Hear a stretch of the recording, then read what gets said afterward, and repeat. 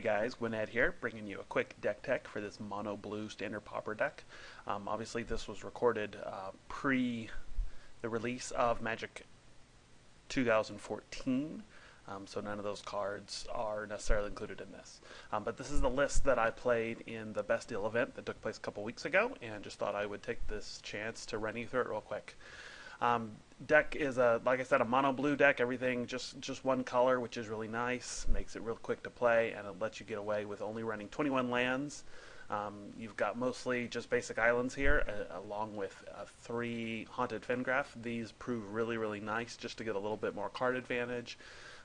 With only 21 lands, you do end up shuffling. Sometimes you end up having to sacrifice 1 or 2 of your important spells, or I'm sorry, important lands. But still, these are really nice, and certainly something that, especially if you're playing mono color, I don't see any reason why you wouldn't want to include them unless you're playing just a super aggressive deck.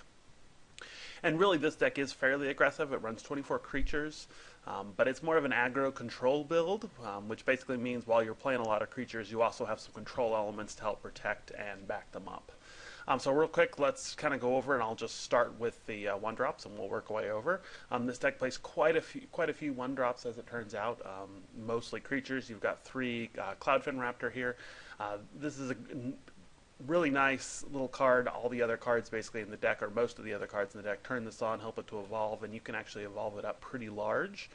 So dropping one of these turn 1, and then being able to drop another creature turn 2 and turn 3, and you really have a pretty nice attacker at that point who can get in for quite a bit of damage. Deck also plays 4 Delver of Secrets. This is a card, only about a quarter of the cards in the deck can actually activate this, so I'm not sure this is a really great inclusion, but the fact of the matter is anytime you do go ahead and transform, but particularly on turn 2, having a 3/2 on turn 2 is just so hard to beat. There are a lot of decks that you come out swinging with a turn 1 Delver, there's just nothing they can do about it, and that's how the game ends. We'll come back and talk about the instant cards instant sorceries in a minute. Let's continue on and just cover all the creatures. Deck's also playing Frostburn Weird, probably one of my favorite cards from Return to Ravnica block. Just a really great, solid, Horned Turtle, 1/4 for 2 mana. It's just a really good price. And then the fact that you can pump it up, and it has the ability to either trade or to block with all sorts of different creatures. Being anywhere in toughness, power and toughness from a 1/4 all the way up to a 4/1 is just really strong. So this is definitely one of the best cards to come into the format in a long time, and definitely worth including all 4 copies. Deck is also playing for Welcome Turn, again in an aggressive deck. This is just a nice 2-drop flying with 2 powers, just a really great deal. And these actually, again, can do a lot of work, especially if your opponent doesn't have any good way of interacting with flyers. And then here at the 3-drops slot, playing both Stitch Drake and Stormbound Geist. Stitch Drake, again, one of the top flyers in the format right now. A 3/4 for 3 obviously is just an amazing deal with flying. The fact you have to sacrifice a creature from your graveyard obviously is kind of steep, and it definitely has an anti-synergy with the Haunted Fengraf, but still definitely just well worth the price. And this is a card, again, that if your opponent doesn't have any way of removing it or dealing with it, can win a game very quickly.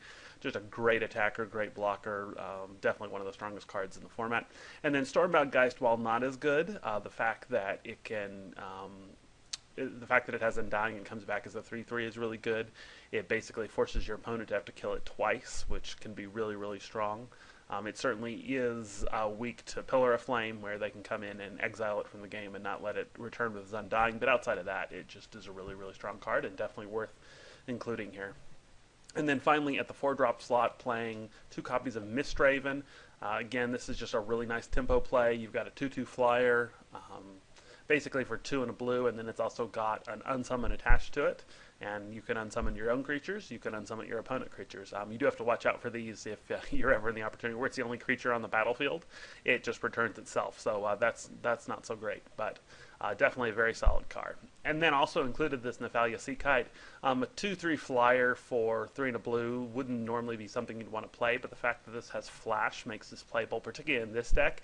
Any deck that's going to be running a lot of instants, counterspells, anything like that, just having something else to do with your mana can be really strong.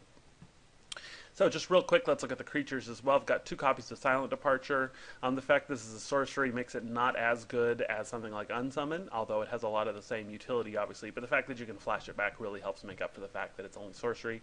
And there's also an extra copy in the board as well. And then at the 2-drop slot, we've got Essence Scatter, which is a really nice counter, be able to keep opposing creatures off the board.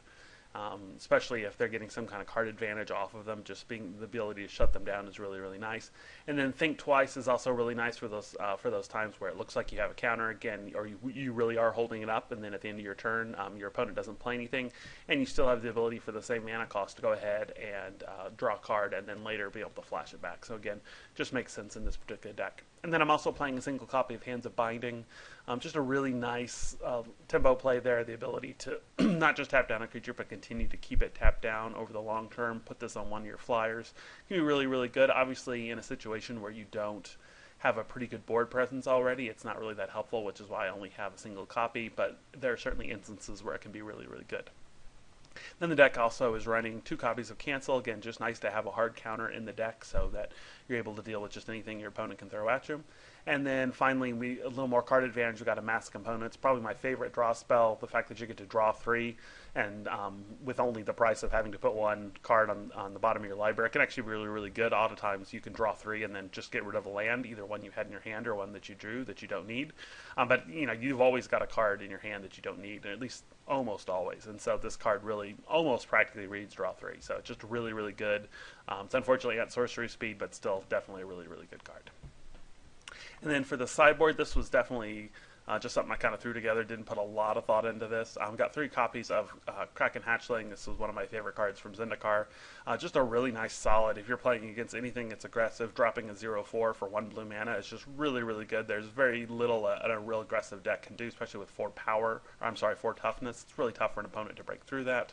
And if they are, they're killing your 1-drop, which really doesn't matter.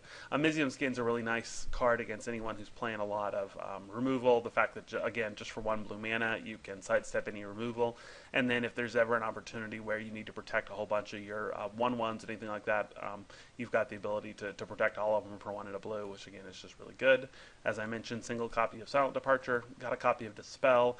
This isn't good in most matchups, but there are certainly matchups where your opponent's playing a lot of instants where it's worth bringing that in. Negate, it's just another nice counter, kind of the counterpart, if you will, to Essence Scatter. But again, if you're playing a rival control deck or a deck that just has cards that you don't have any other way of dealing with, a Negate can be really good there. It was testing out a single copy of Spell Rupture. This is kind of the fixed mana leak, if you will. This deck plays enough creatures that you can really take advantage of the X there. Usually you have at least a 2 or a 3 power, so it's almost a mana leak, not quite as good as mana leak, but certainly worth including. And then finally, 3 copies of Claustrophobia. Just gives you one more way of dealing with creatures, getting it tapped down and out of the way, so you don't have to worry about it anymore. Not quite as good as Pacifism, obviously, but of course we're blue, so we don't have access to Pacifism. One thing that I would like to see in the sideboard, but you haven't figured out, well, there is no real way to do it in mono blue, is dealing with artifacts, because that is something that can come up, and this deck really doesn't have any way of dealing with that in any relevant way. So anyway, that's how this deck works. It's a very aggressive list, not something that's unique to me by any means. There's been several different variations of this that was played in the last season of Standard Pauper, and I think it's a really great deck. So I hope you've enjoyed listening to it, and I'll be back in a minute with the first round of the Best Deal event.